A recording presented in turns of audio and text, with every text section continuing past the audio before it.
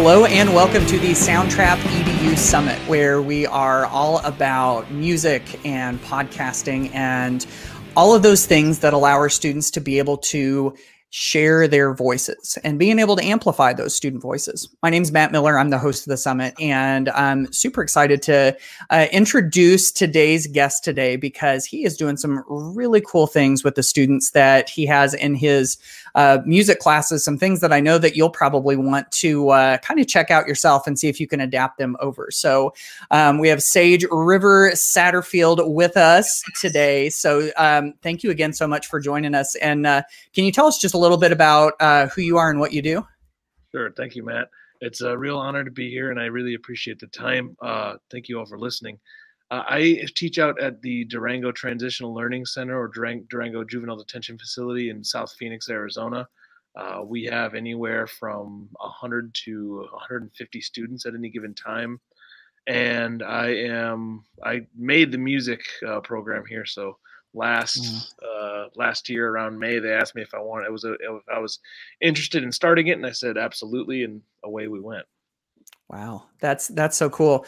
And I'm super curious to hear about some of the stuff that you and your students do. But before we do that, we have all of these, all of these great sessions within the Soundtrap EDU Summit, and you got a chance to watch one of them. And so I kind of wanted to pick your brain just a little bit, just kind of get your takeaways and the things that have lingered with you afterwards. And so you got to watch the Music for Liberation session that was hosted by Duran Hall, and it was a big panel discussion, and it was kind of, when I watched it, it was kind of an inspiration, for me. And so I just wondered for you, like, what were some of the things that stuck with you? Now that it's been a little while since you've watched it, what are some of the things that they talked about when they got all of those producers and all of those songwriters and like all of these people together talking about the impact that music has had in their lives and everything? Like what kind of sticks with you?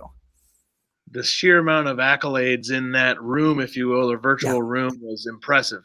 And to be able to see everybody talking with Duran about their own personal experiences and how music had shaped and affected their lives, that's what stuck with me the most. Just the sheer amount of, everybody was from such diverse backgrounds and had such a diverse experience with music. It made a big impression on me. It was like being in a room full of giants, really. It was really excellent.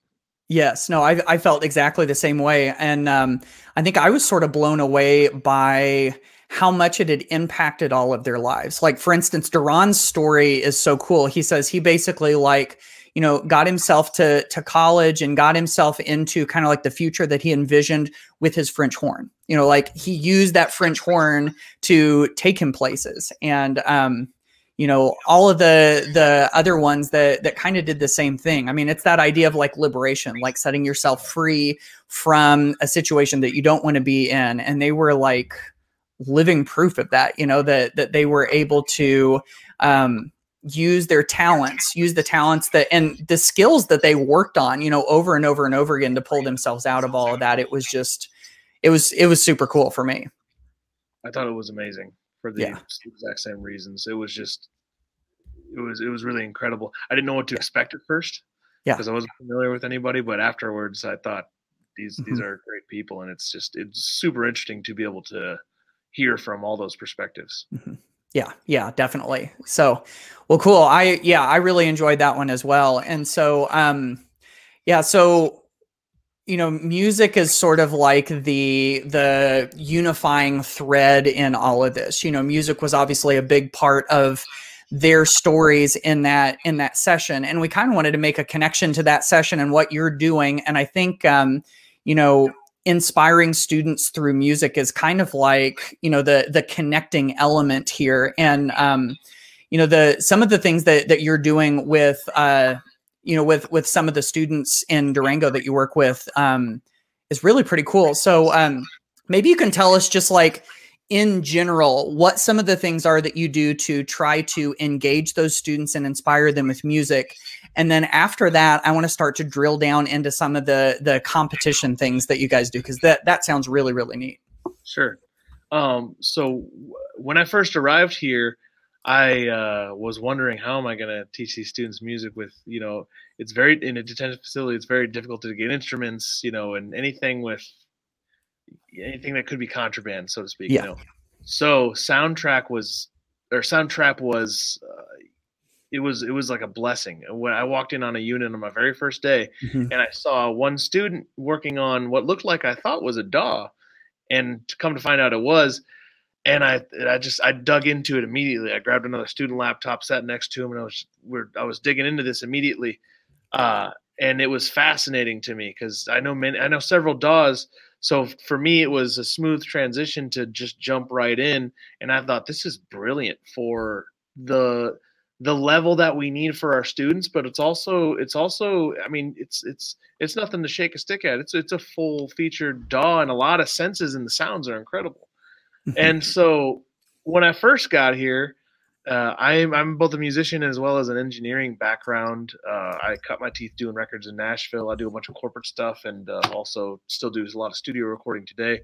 But when I first got here, I thought, let's make all these kids engineers, and Yeah. well, I went down that road. We went through sound and hearing, sound and engineering, what it was to make a record, a lot of music history.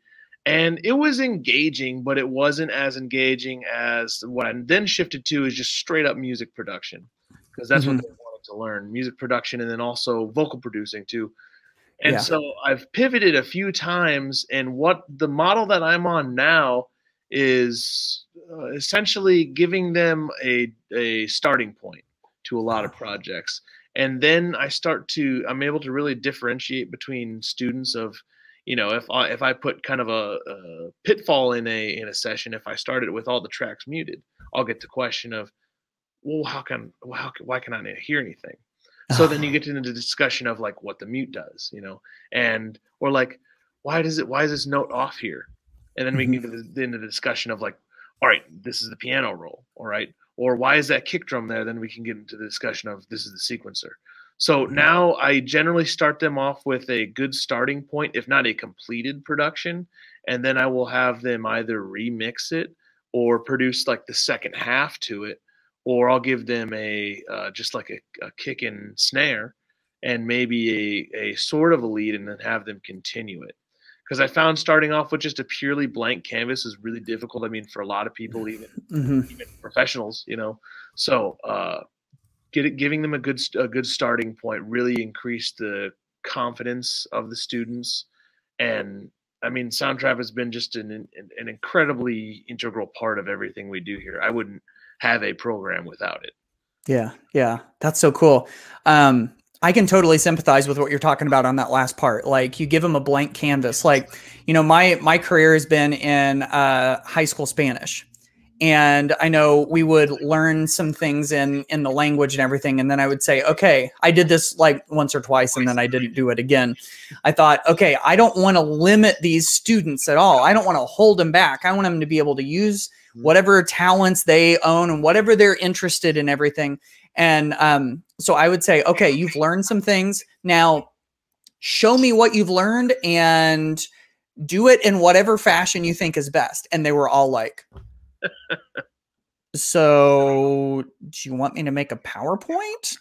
I'm like, no, I don't want to limit you. I want you to do whatever you want. And they're like, so do you want me to make a poster? And it was almost like I paralyzed them more by giving them too much. And I've heard people say that like creativity needs constraints. It's almost like you set them free, so to speak, whenever you give them an area to work within. Yes. And then they can start to like expand that box little by little. Is that sort of like jibe with what you've done with your students? Absolutely. And two, I had to cater my own taste to be more in line with theirs too.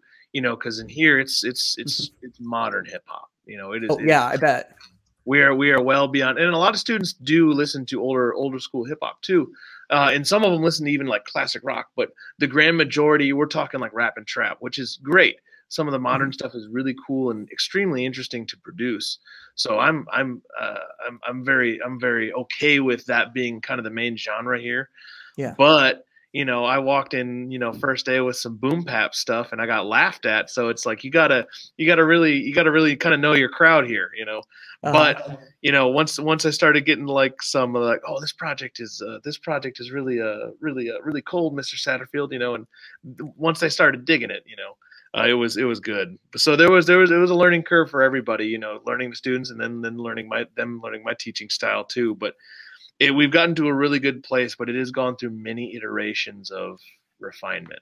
Yeah, yeah, I bet. Now, see, I'm still so curious about this. Like, I know we're going to get into some of these competition things you guys have done, but like, I keep coming up with questions. This all fascinates me so much. So, like, if that's sort of like the genre of music that your students that you work with are really interested in, how does that start to show up in the stuff that they do in Soundtrap? So, in many ways, I mean, some students are purely here for the lyrics. Some students are here for the that uh, has become a little easier, but it shows up everywhere in like the cadence of their rhymes, in their rhyme schemes that they're picking, in what they define as like a good instrumental or a bad instrumental. You can put something incredibly musically complex in front of them and they can scoff at it, or you can put something that sounds basic, but in their words, it goes hard. So that's really the difference there, and it's kind of a funny thing, but the younger generations are into a very different set of rap than I was when I was their age. So, Mm-hmm. and I try as much as I can to bring up like, some of the greats into my classes and get them some of the older stuff too. And they do appreciate that, you Tupac, Biggie, MF Doom, uh, and they really do appreciate that. But it's their tastes show up a lot in their own work too, as far as like, all right, which 808 are we going to pick? Which Mm-hmm. kind of vocal effect are we going to pick? Uh, Mm-hmm. what kind of breaks are we putting in here? Are we doing like chill vibe, hip hop breaks, or are we doing just straight Mm-hmm. up trap where it is like a solid instrumental all the way through?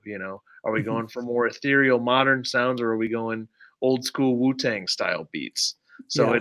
it shows up everywhere in their work. And uh, a lot of them too, they grew up hearing different cadences and rhyme schemes and types of rapping all together. So that's very apparent. There's a certain kind of fingerprint that their work does have, and it's distinct. Mm-hmm. Yeah, that's cool. And it's got to be, I'd imagine, whether they tell you or not, I bet it's got to be really nice for them to have, a teacher that has a wide background of his own tastes and then also has done the work to kind of figure out what they're interested in. And so, like, you can probably expose them, I would imagine, to an awful lot of stuff. And so they've got to come out of this with like kind of a broader musical repertoire, so to speak, because of all the stuff that they've been exposed to. And that's exactly one of the goals of this program here. I always look at it as if I never see a student again, then we have done our job effectively. So other than Yeah. music, we focus really highly on GED. We focus highly on credit replacement. And so if kids are doing that in my class, I'm totally cool with it. If they're just straight up Yeah. here to work on their credits and stuff. But if they are interested in the music, and I'd say a good 90% are, uh, it's it's um it's it's where was I going with that? It's really excellent when you do see a student who clicks with a track. Like for instance, Yeah. there was a class, actually one of my first classes here. I decided to open it with, I usually do intro music or an intro music video, just of something different and off the wall that they haven't seen, in order to broaden perspectives like that. Mm-hmm. There was a moment I played, It Never Entered My Mind, off the record. It's a Miles Davis record, Working with the Miles Davis Quintet. It's amazing if you haven't heard it. Okay. And I played them, It Never Entered My Mind, off of there. And I had we have small class size here of 8 maximum.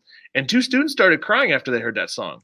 It was an emotional experience for them, Wow. because they had never heard jazz before, like ever. Wow. And they were younger. We're talking probably 12 to 15.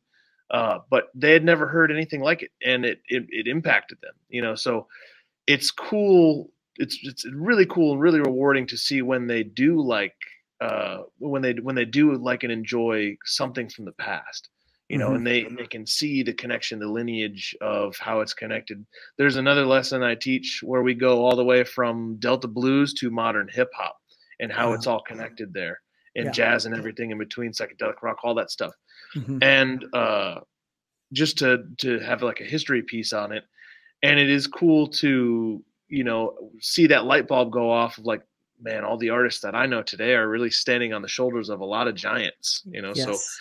Yes. broadening the perspective, that's one of the greatest rewards here, is just knowing that they leave here with a, especially a broader musical perspective, but also a historical perspective too. Like, you know, talking about the civil rights movement in the Yeah. 1960s and the music surrounding that, you know, like Strange Fruit, Billie Holiday, some of Nina Simone's songs like Mississippi Goddamn, all that. Hmm. Seeing the historical significance of stuff like that too is just, you know, it's broadening them, and I hope making, you know, more well-rounded humans. So Yeah, yeah. You know, that's funny. That was the other thing I wanted to follow up and ask you about related to all of this. She said that there's so much focus on, you know, like uh getting the GED and, you know, like knocking out some of that academic stuff.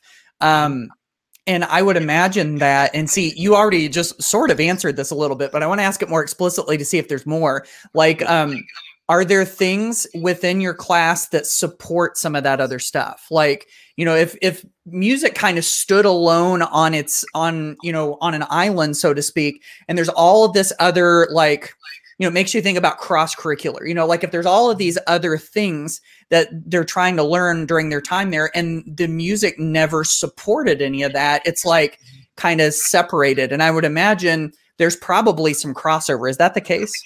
absolutely. We do a lot of music business in here too. Oh First and yeah. foremost, though, I mean, other than that, the one of the first things I go over with my students, because our biggest deficits here in learning are typically math and reading. Okay. So Sure. to tackle reading, especially because I have some students who, you know, they'll be 14 and they don't know how to read. You know, it's a lot. They've gone through institutions, and a lot of people have failed these kids. So that's one of our biggest goals, is reading here, because reading just maps out success later in life in a big way.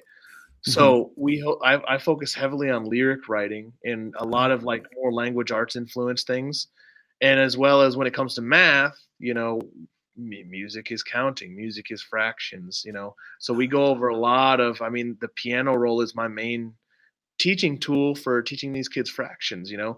And then if you want to get into percentages and larger numbers, then we switch over to music business and we talk about recording contracts, Hmm. or we talk about the how many decimal places you have to go, you know, for how much of a royalty you're getting paid on a stream, for instance, you know. So I try to incorporate a lot of that stuff. It's kind of a more subversive way to get them to learn stuff without realize that they're learning it. Uh-huh. So I try to incorporate a lot of that into my class as Nice, well. nice. That's great. That's so cool. I know this was a little bit of a meandering conversation from the beginning here, but there's just so much good stuff going on in your program. I can tell, like, this is good stuff. This is the kind of thing I think that people want to like hear and see if they can cross this stuff over into their own stuff. So very, very good stuff. But now I'm ready to dive into this topic that we knew coming in that we were going to talk about. I'm super curious about this. Tell me about the unique competitions that your students engage in your class. So we have a fantastic STEM resource center. I have to give them a shout out here. They actually have a deal with Amazon, so stuff that people return, they get first dibs on, and Nice. which is really cool. So through that, I've gotten like, I mean, I have a pair of Bear Dynamic DT770s over there that we use in class all the time. They've given me podcast mixers. They've given me JBL speakers, like really cool, really audio related stuff that students can take with them after they leave. And Mhm. so when they drop stuff like that off to me, I like to incorporate a competition into our regularly scheduled classroom. We usually do like even if it's not a competing thing, we do a lot of peer critique. So Mhm. we'll work on productions, and then we'll have students who want to submit them. They can submit them, uh, and then we will all critique them. And sometimes there are prizes attached to that. Like our last one, they dropped me off 3 JBL Flip 4s, like the Bluetooth speakers, the ones that can float. Nice. And I just sit them on my desk on the corner until somebody asks about them, and then, introduce the project that way. Because if you want to see some attentive students who notice every detail, walk into a detention center in the first 5 seconds, you'll notice they will pick you apart in a minute, so I like to incorporate a lot of prizes that they actually get to take with them when they leave. The next thing I want to do, I'm trying to find a resource where I can get like a bunch of small what do you call those, flash drives, because my goal is for every student to complete a song a song of their own that they write. And I want them to take that with them, just to have that feeling of the pride of completing something and having something that they had total control over. But I try to incorporate a lot of it because it's fun. It's a lot of fun for them. Yeah. They love being the judges on stuff. We do it A&R style. So I say, all right, this is a totally new artist that we have to pick. It's one of your peers. It's all anonymous. Okay. We do it with numbers on the actual tracks. So the very first one we had 40 submissions to listen to. So I asked them to look at it through the lens of like being A&R people at a label. And I said, if you're an A&R person at a label, how many thousands of emails do you think you get per day of people saying, hey, listen to my mixtape, listen to my track? And to look at it through that lens. And so I let them set the parameters. So what happens is we give it was the very first competition was a beat competition. And we gave there was no parameters other than submit a beat. Kept it really broad and really open. And then since we've specialized them into other various competitions, but the first one was incredibly broad and really fun. And what ended up happening was they said, well, we're going to give every song at least 10 seconds. And if we like it, we'll give it 30. And if we really like it, we'll give it a full minute. All right. So that's up to 40 minutes of listening for just that one class. And everybody gets to vote. And so it's constructive too, because they can tear people apart like it's nobody's business, but it's a challenge for them to be constructive, right? So I really stress that in my class, that it's constructive and specific. Like we could have made the bass line come in at, bar 8 instead of bar 4. That guitar was a little out of tune there, or maybe this could have been like a minor transition here versus a major, stuff like that. So I try to make them keep it really specific, really constructive. But, A&R style, we'll go through and listen. And if once everybody has made their decision, they'll just say decision made, and we'll move on to the next track, if they want to move on. So it's pretty intense. It's kind of cutthroat, but it's very entertaining for them.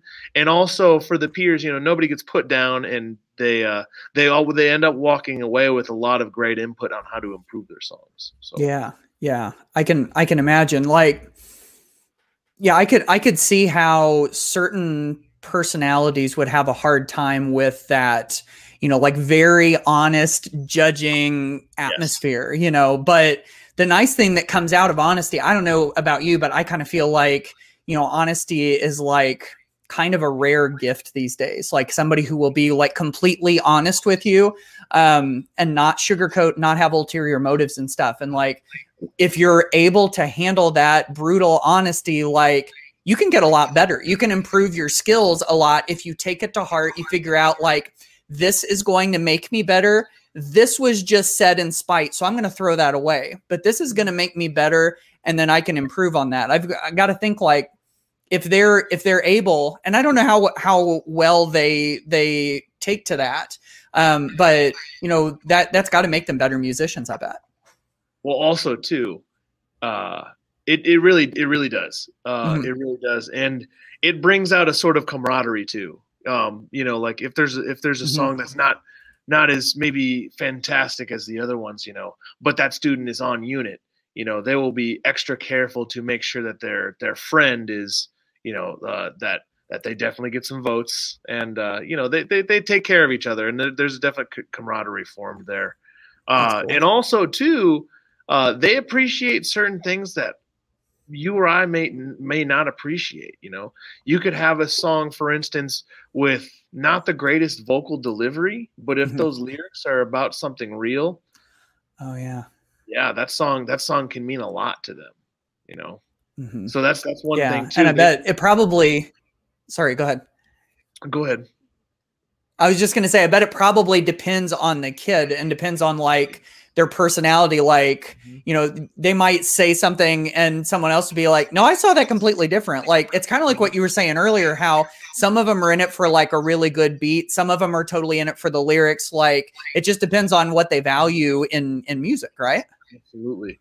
Yeah, and there's been some winners to the competition where I didn't expect it, you know. The Yeah. ones that I would have picked, and that's why I changed it to just student, because we also do a lot of poetry competitions for the language arts half of the school too. Mm-hmm. But that one is teacher judged.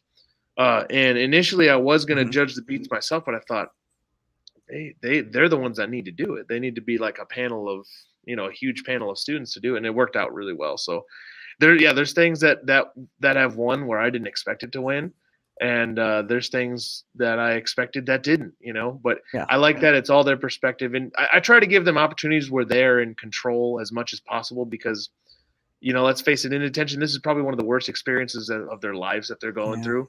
Yeah. Um, and even sadder too. It can be, kind of in a strange way, one of the better ones. Sometimes 3 hots in a cot. That's a big deal to a kid. Uh-huh. And it's sad that that's the world we live in. But I like to give them as many opportunities where they have complete control over a small situation in a bigger situation where they do not. Yeah. And that's one cool thing about music and just being able to learn to compose and just the DAW itself. I always tell them, like, look, my classroom is set up as I can actually show it to you if you want really quick. Yeah. Yeah, definitely. Walk around really quick, but we're really lucky. I'll just give you kind of a quick review, but Nice. we're really lucky here to have like I always tell them, this is the control room, and in here you have, you have complete control over your creativity,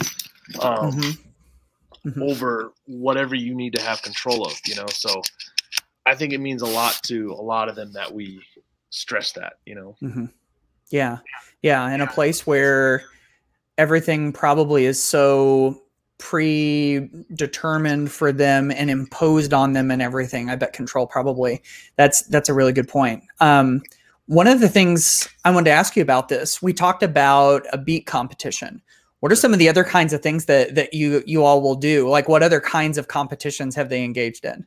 So the first one was just kind of open class. And then the second one was refined as strictly just a beat. So it'd be like a demo competition for a beat. And then the third one, just all lyrics.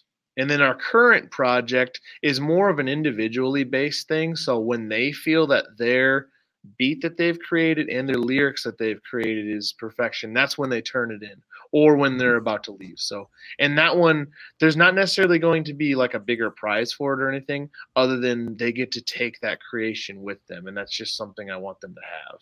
Yeah. Yeah, so it's more of an individual thing.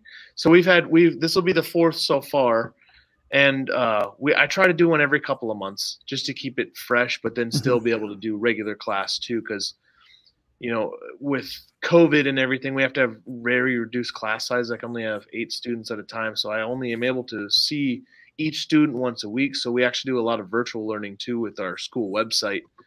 They can log on there, get projects. I have tutorials for Soundtrap on there for them, etc.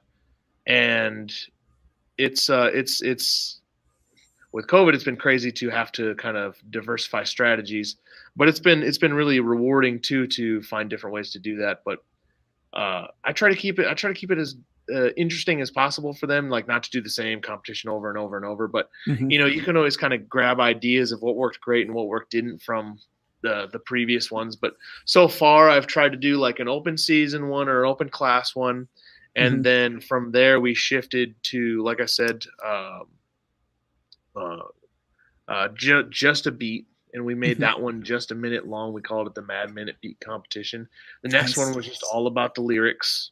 So we listened to some of the greats who have been in rap, and we studied rhyme scheme. We learned about, we got a little bit into iambic pentameter and everything, and just like rhyming with just vowels, and really what you can do with the English language, or any language for that matter.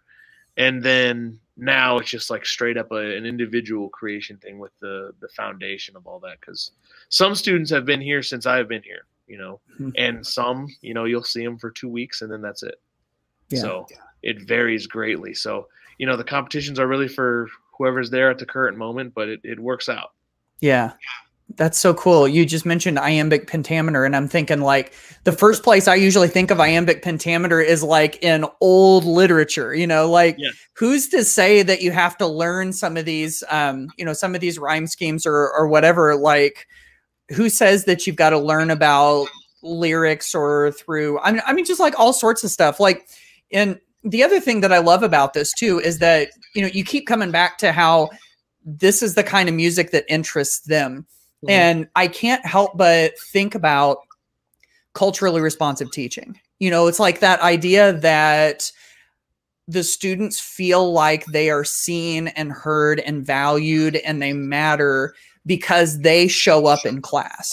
Something about them shows up in class. It's not like we're going to talk about, these different kind of people and these different kind of topics, and this doesn't have anything to do with what your reality is. Like all of a sudden it's like, it's got to be pretty clear to them that Mr. Satterfield sees me and he hears me and I matter to him, like in some way, which is powerful, I think, any place, but it's got to especially be powerful with the students that you work with.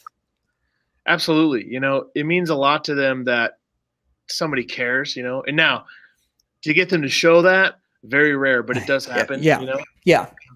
They've lived a lot of their entire lives up with a huge just guard up, so to get them to drop that is rare, but it does happen. And it's nice. Like I said, back to the control thing, it's nice for them to be recognized, Mm-hmm.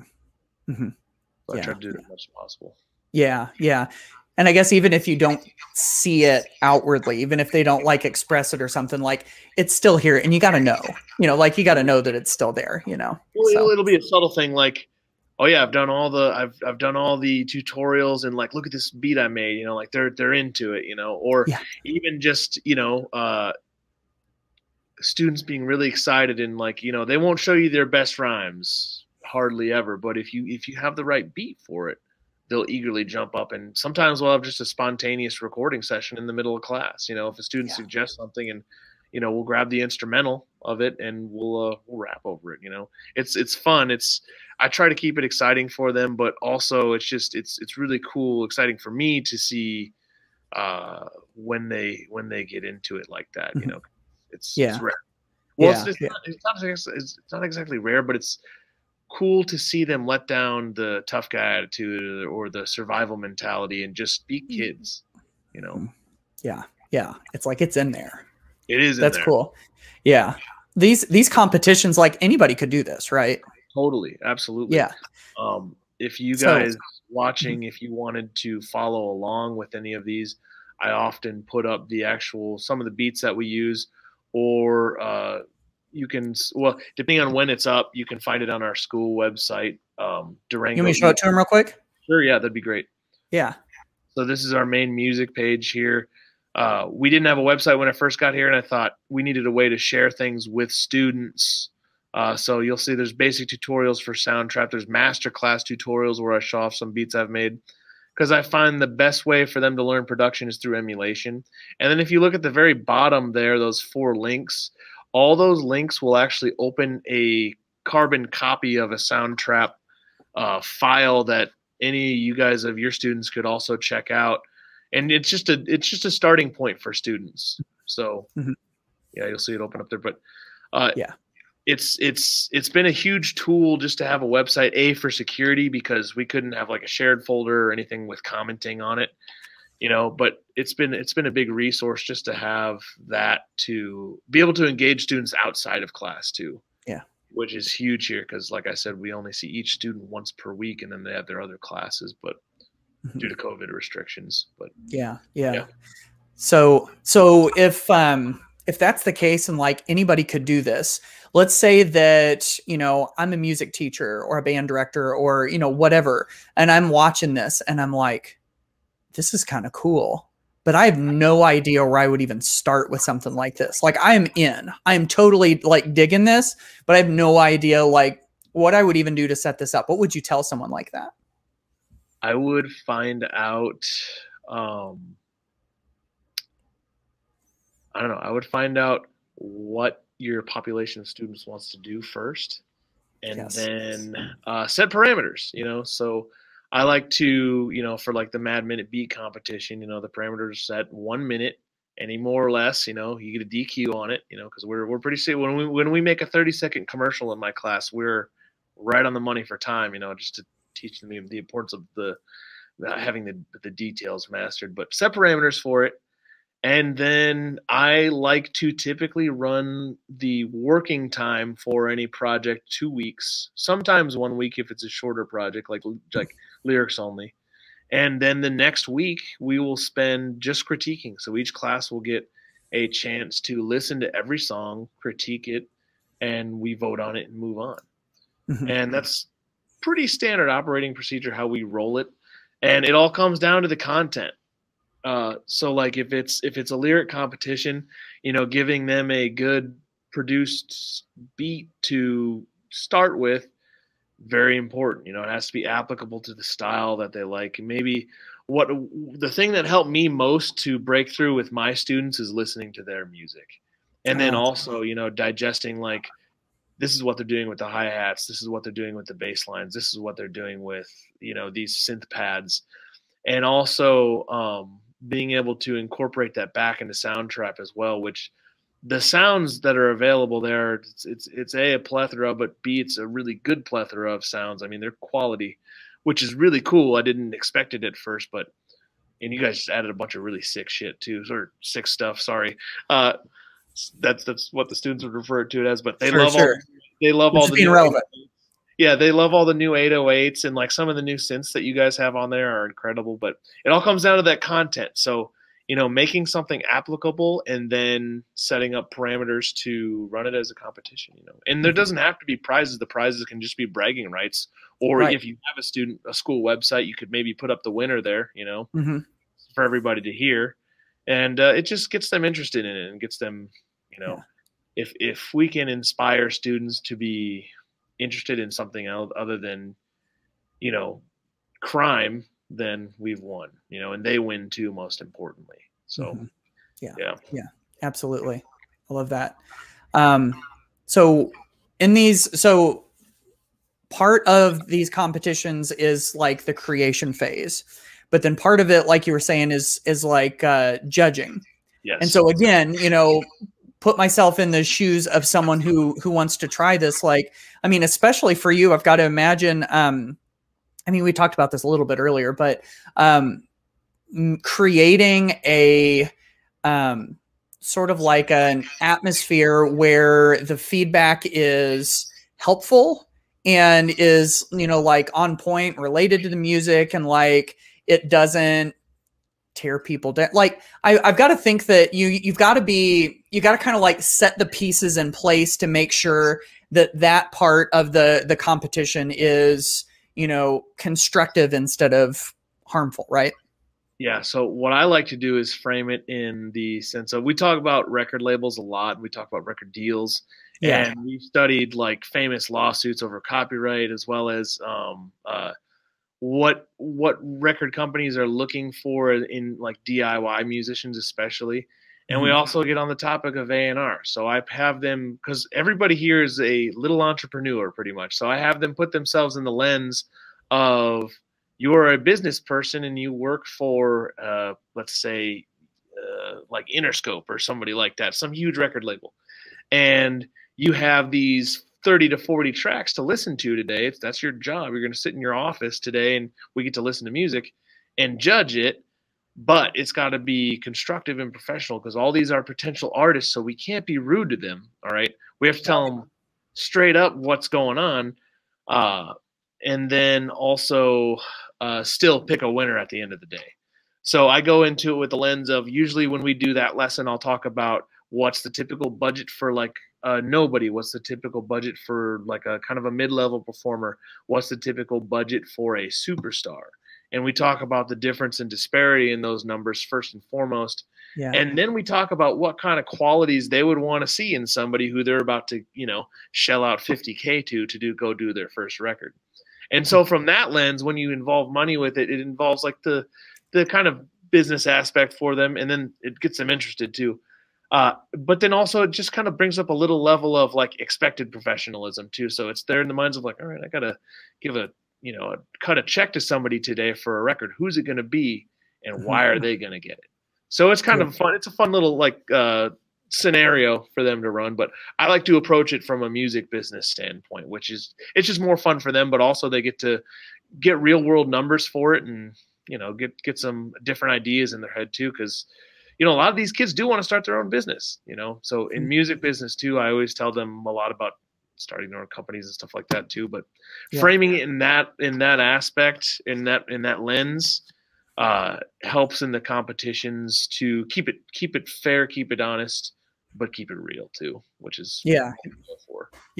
That's so interesting, because this all like slowly is starting to tie back to that that session that you watched, the Music for Liberation. Like, you're looking at some of your students here, and if they understand the way that business works, like that kind of gets them one step closer to being able to do some of that, whether it's music or it's something else, like understanding the business world. This is, potentially, giving them a step towards that liberation, whatever it is that they imagine, right?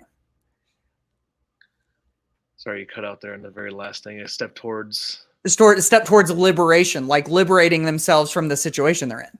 Exactly. And that's precisely what we're going for, is just to inspire them to go further and go beyond than anything they've done before, and doing that through social emotional aspects of what music can be, and like that release, that therapeutic value of music.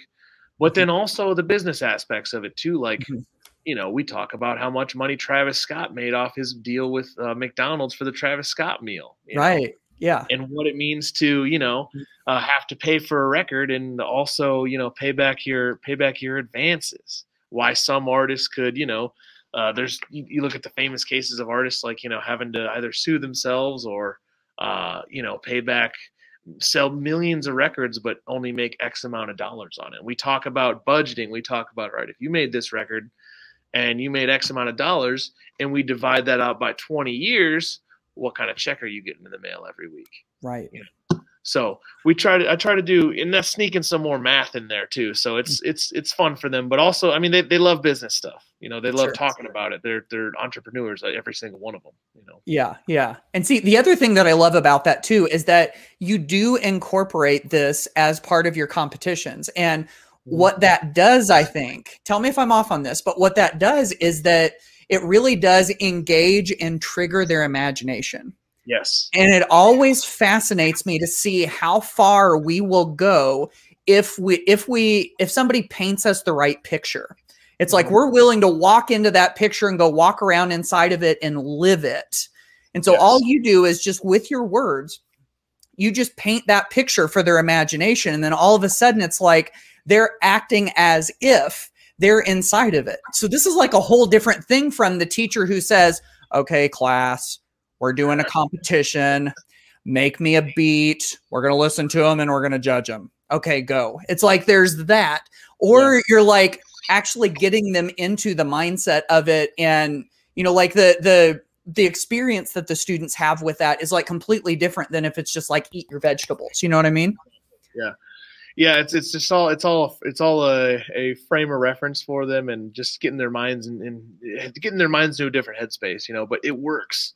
And it's really fun too. I mean, just like watching them change, like they'll go from student in a detention center to like, I'm an executive now in 2 seconds, and it's really fun for them. Yeah. Yeah, totally. Oh my goodness. I feel like I could just keep talking to you about this. Like I still, there's so much further we could go, I think, but I think we've covered a lot of the basics, at least it seems like. Is there anything else we haven't touched on that you can think of, or? I mean, I don't know. I just want to thank, can I say a couple thank yous to some people? Yeah, go ahead.